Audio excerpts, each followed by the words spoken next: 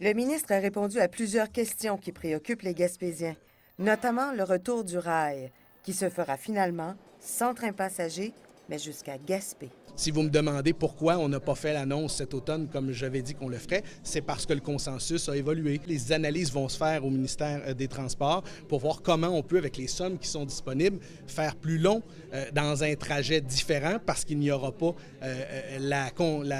l'élément passager, mais ce sera que l'élément marchandise. L'aspect passager exige une mise à niveau plus compliquée et plus coûteuse en raison de la question de sécurité.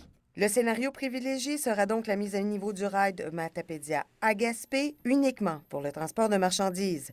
Le ministre n'a pas voulu se prononcer cependant sur le début des travaux, pourtant attendus depuis bientôt 2 ans. Ce qu'on veut, là, c'est que les gens aient le service le plus près possible de la maison. Il y a des distances qui sont acceptables dans le milieu du camp et d'autres qui n'en sont pas. Le ministre Proulx s'est aussi prononcé sur la question des services d'hémodialyse et des distances à parcourir pour les obtenir. C'est une situation qui n'est pas acceptable, vous l'aurez tous compris. Les discussions sont en cours avec le ministère de la Santé. Est-ce que ce sera une unité mobile? Est-ce que ce sera des chaises supplémentaires? Est-ce que ce sera une discussion? Est-ce que ce sera d'autres moyens? Pour l'instant, je ne le sais pas. Mais je sais par contre qu'il faut que le ministère parle avec le CIS. Il faut que les néphrologues soient impliqués. Quant à la tenue d'élections municipales à Percé, destinée à remplacer le conseil dissous depuis bientôt 3 mois, le ministre explique qu'elles ne peuvent avoir lieu sans l'adoption d'un projet de loi permettant de les tenir avant les élections générales déjà prévues en novembre 2017. C'est un processus législatif.